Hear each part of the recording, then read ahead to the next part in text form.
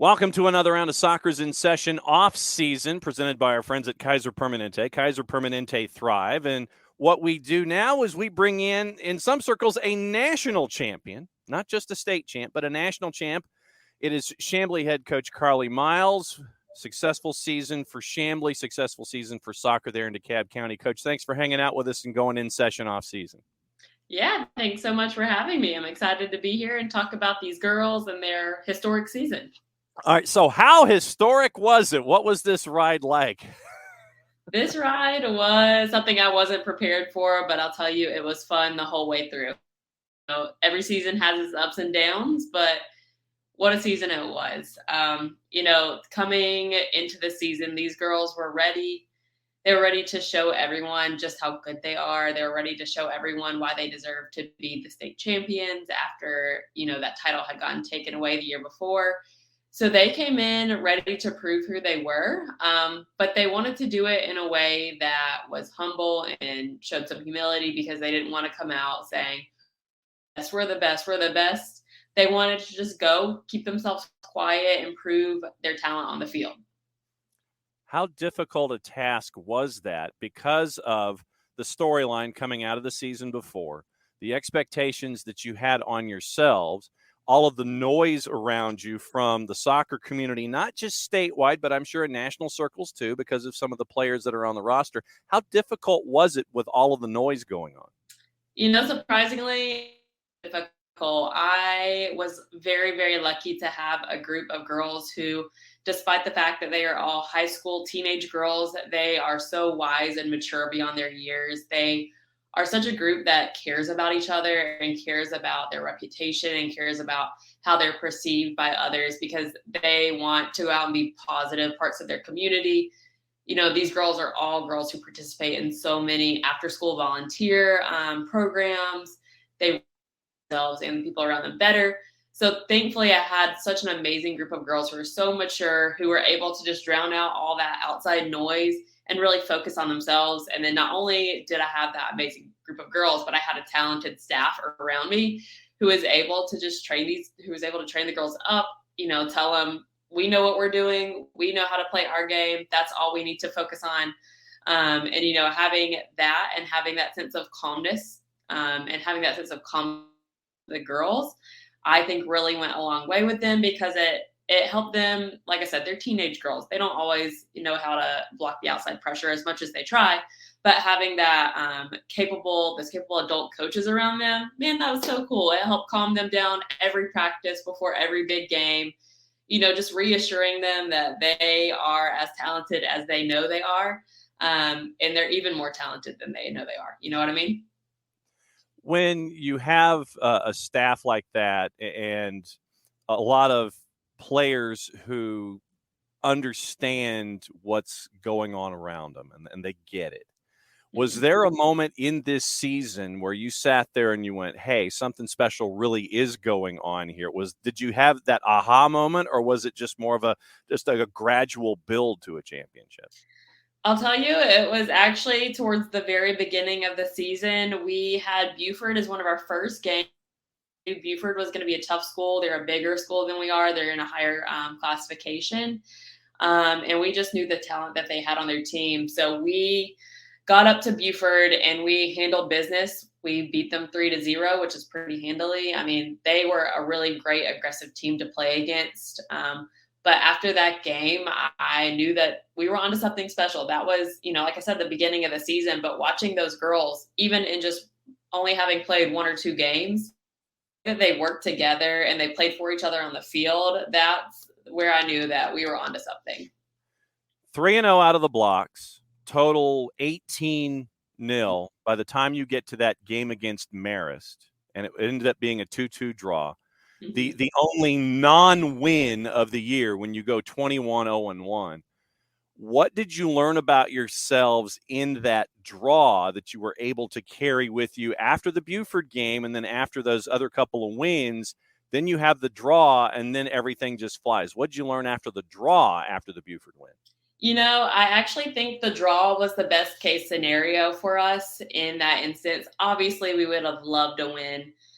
But I think having the draw reignited the fire within the girls to carry them through the back half of the season, especially on to face teams like Cambridge in the playoffs. I mean, once we had the draw, the girls, so we had never beaten Marist prior to, never tied them. It had always been a lose. It always was a loss to Marist. So, the girls really, really, really wanted that win. But like I said, in the end, the draw worked the best for us because they went to practice that next week, in those next few weeks, with just this fire under themselves saying, okay, we let this draw happen. We should have won.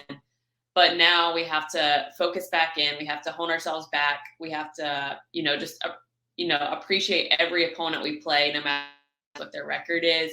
That way, we can take this all the way. So I really do think that's what we learned, is that, you can't undervalue an opponent. We never undervalued Marist because of who they are. Curtis over there runs an insane program. So just learning that, you can never let your guard down. We were up 2-1 towards the end there, and they got that last goal in the last couple minutes. So they just learned to never let off the gas after that, I guess, is what we learned. You look at the numbers, and they're staggering. Frankly, you look at, obviously 21-0-1, 22 matches, you score 145 goals, and trying to do something akin to quick math, that's like north of 6.5 on average per match. You only give up 8. And last time I checked, 8 is that many. That's not a lot over a 22 game schedule. I said, did that even surprise you at times? It's like you sit there and you look at these numbers and just the disparity, only allowing 8 goals in an entire season. That on some levels is absolutely insane for what you're able to accomplish. It is, absolutely. And hearing it back now is just insane to even think about. But no, it sort of doesn't surprise me. Starting from the back in goal, we had 2 really incredible keepers. We had Mary Intrican, who we still have for 2 more years, who she is just so instinctive in that keeper aspect. We had senior who just graduated, Lauren Hill, who is a great, solid mentor to Mary, and who's someone who could keep her cool and keep her confidence on the field. So starting in the back there, just in keepers, I'm not surprised that we only let 8 in, and then to help our keepers out, we had probably the best defensive line in, I'm going to say, the nation. The 4 were unmatched. They were such a unit. They played so well together. They never lost their cool. They never blamed each other for anything happening. If one of the players in the back missed the ball, there was always one of her fellow teammates to back her up.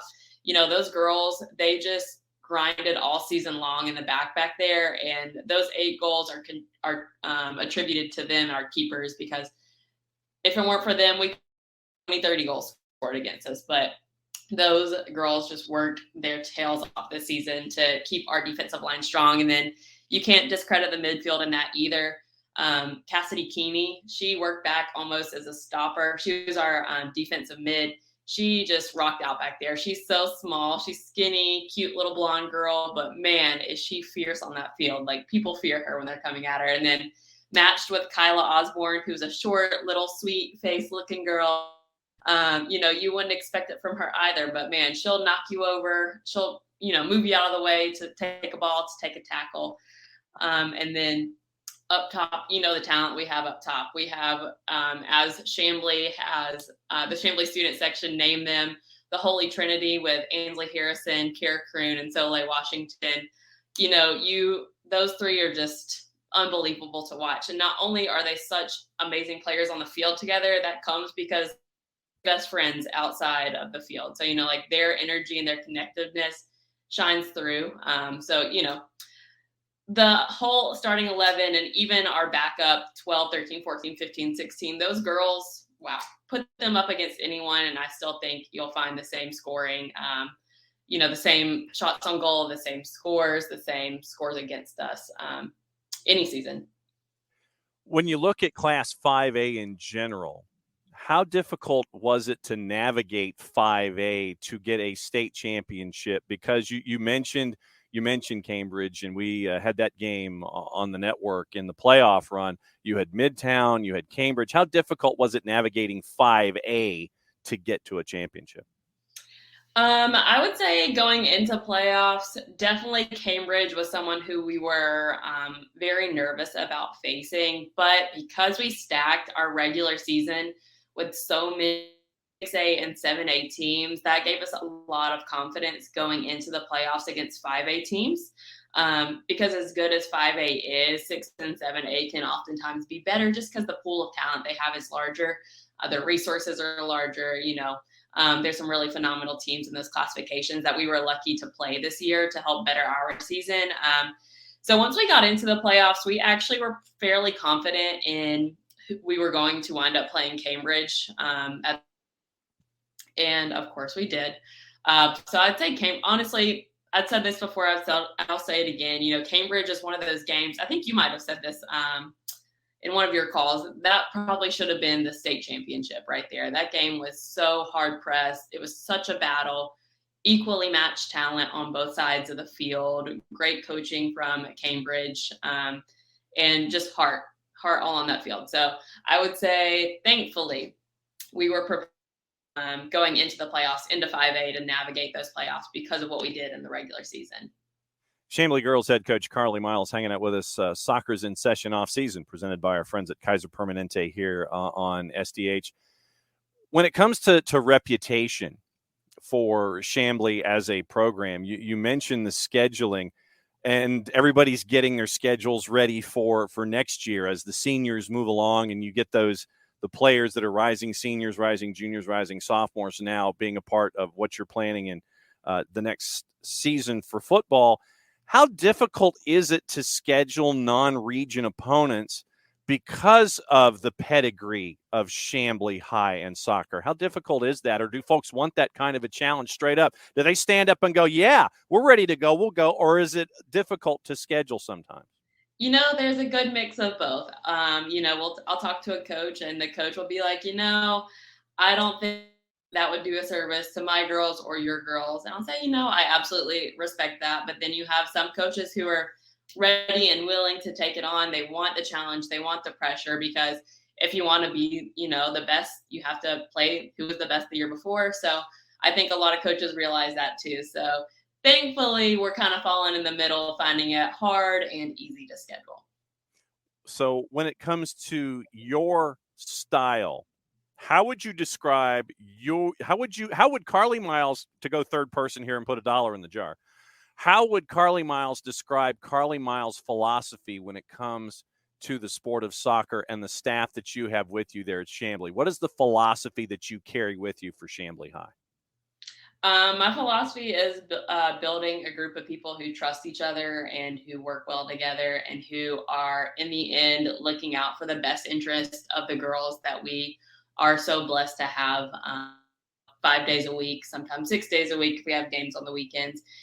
That is our philosophy. That is my philosophy. Just doing what is going to be in the best interest for these girls, not only in the world of soccer, but making them better as individuals. Because what else are we supposed to do with these girls? You want them to be so proud of who they are as young women who are going to go on to be future leaders, I have no doubt. You want them to be proud of who they are as a teammate on the field, proud of who they are as around them, proud of who they are to their parents and to their fans.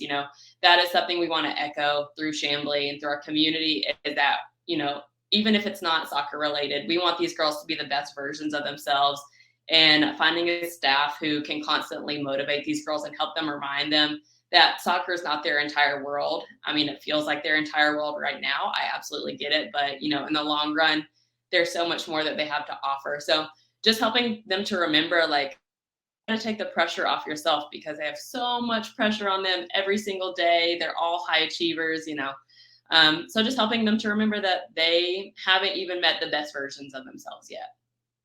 There is one player that I did want you to spend some time to talk about here. And last time I checked, she's pretty good. 42 goals, 9 assists. First DeKalb County School District girl to win the honor of Soccer Player of the Year on the girls' side in the state of Georgia. What's it like? What's it like having someone who's going to be representing the JFF in the Women's World Cup? What's that conversation been like? Let me tell you, Soleil Washington is an unreal player, an unreal girl, and just so much fun to watch play. She is one of those people who, even if you've never watched the sport of soccer, you watch her play on, say, oh my gosh, that girl has something special. Like just the tenacity that she plays with, the grit, and just the talent. I mean, my in-laws came to a few of the games and they don't know anything about soccer. And after the game, they asked myself and my husband, like, who was that girl? Is she playing somewhere in college? Like, we don't really know anything, but we know, wow, she is good.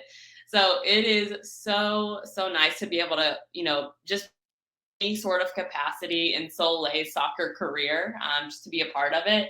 She's going to go on to do huge things with the JFF. We can't wait to watch her play in July.